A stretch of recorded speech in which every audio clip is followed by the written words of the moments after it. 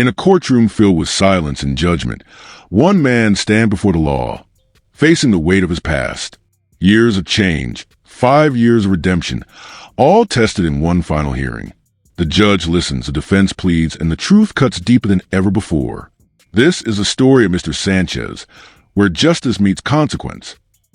There was no deal, and I've received an updated pre-sentence report. Have you both had an opportunity to review that report? Yes, Your Honor. Yes, Your Honor, I have.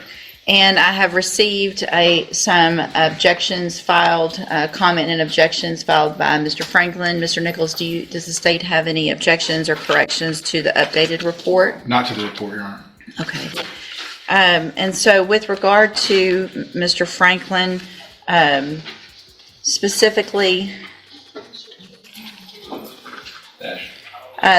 with regard to number one, that comment in there by the probation officer with regard to that it's unlikely that it was the first time, I'm not really going to take that into serious consideration. So that's not something that's going to make a big difference in what I do today or not do. So that one, I guess if it's an objection, that can be granted.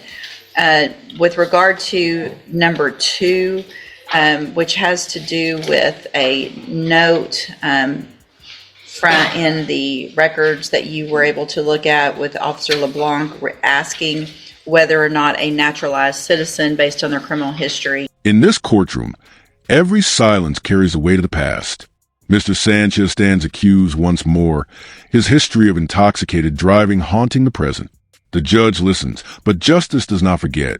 Impact my decision, I think, as far as what I'm going to do in the case. I understand your position.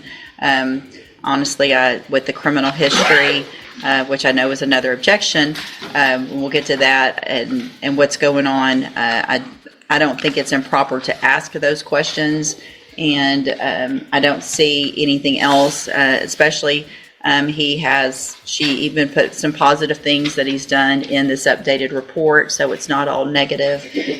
So I don't think there's a clear sign that there's some kind of racial prejudice or anything like that. So that's overruled.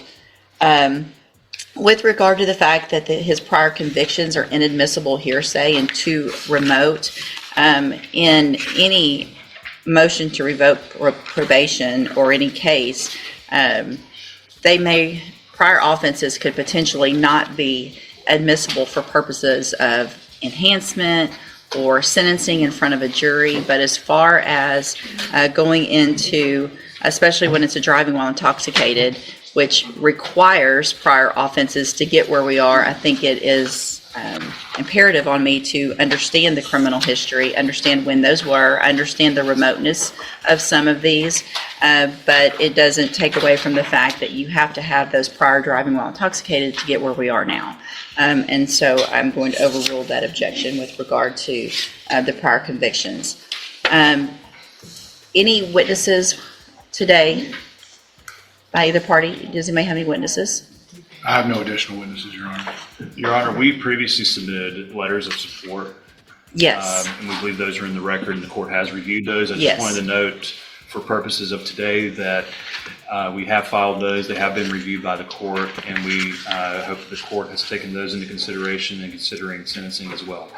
I will, and I did. And let me pull them up again just because I think that's been... The defense fights back, pointing to 5 long years of compliance. A man who tried to change, a man who stayed clean. But one mistake, one night behind the wheel, may now cost him his freedom. Support by the community. I see them right here, and I did review them obviously for that, and we'll take them into consideration for this hearing as well. Thank you, Your Honor. Anything else? Your Honor, just in response to the analysis of the court's overruling of the objection, we would point out, as noted in the PSR, there is a substantial time in between the prior conviction and the current one for which he's on Sure. probation. And we hope that the court was able to look at that and considered that from 2001 to 2018, there was Yes. a major gap. And then by all accounts, by the admission of the probation officer, Mr. Sanchez has had minimal violations, was not a supervision problem, made efforts to be in compliance with probation. And although he did plead true to the current violation, he has shown 5 years of continued compliance. And we ask that the court consider the gap in history, the 5 years of compliance, as factors to keep him on probation. Thank you, Mr. Franklin. Mr. Nichols? Your Honor, this case was originally pled as an 8-year cap. I'd argued for Penn Diamond at its original sentencing 6 years ago. I'll acknowledge he's been mostly done well on probation except for the new offense and the new violations that are alleged that he did plead true to. And I agree that his criminal history, while somewhat extensive, is rather remote. So I think those factors give the court enough information to make a decision. I am in favor of revocation. Objections rise. Race bias, hearsay, old convictions, but the judge stands firm. This is not about the past alone. It's about the pattern. And this time, the court is running out of mercy. I understand Mr. Franklin's argument as well as Mr. Nichols. You did have a substantial amount of time where you were able to not drink and drive. The history is old, but then again, you started it up again, in my opinion. You got this DWI, so you had, there's a couple back in 1995, and then there's one in 2000, and then you had this one in 2018, and now we have another DWI that you have admitted to in another county where you were driving a vehicle without the interlock and under the influence. And at this point, I feel like we're all lucky that you have not, that we're here on a DWI, not an intox assault or an intox manslaughter or something like that. At some point, you've got to figure it out. You're on probation for the same offense. So I'm not inclined, and I don't think it's in the best interest of the community for you to remain on probation. I'm going to find that you entered your pleas of true to counts 1, 2, and 3 freely and voluntarily. Find those counts true. Find sufficient evidence to revoke your probation. I am going to take some of the good things that you've done in the length of time into consideration.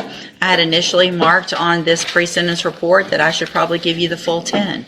Mr. Franklin makes some good arguments with regard to the length of time that you went without being in trouble.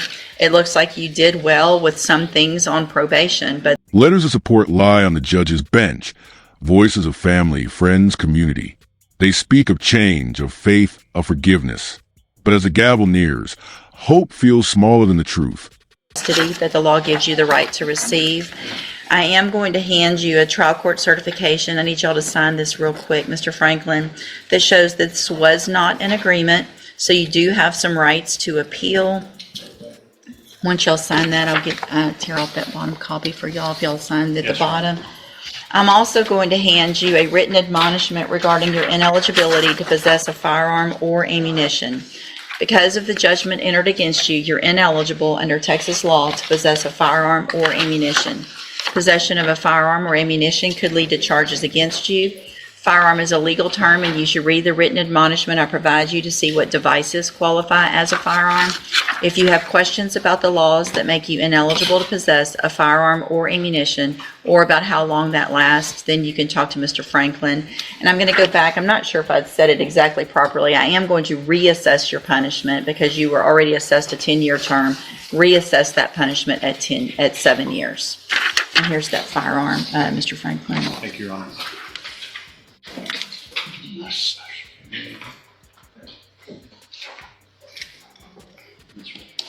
This is just going to go, this is to go in the pile after trial, yeah.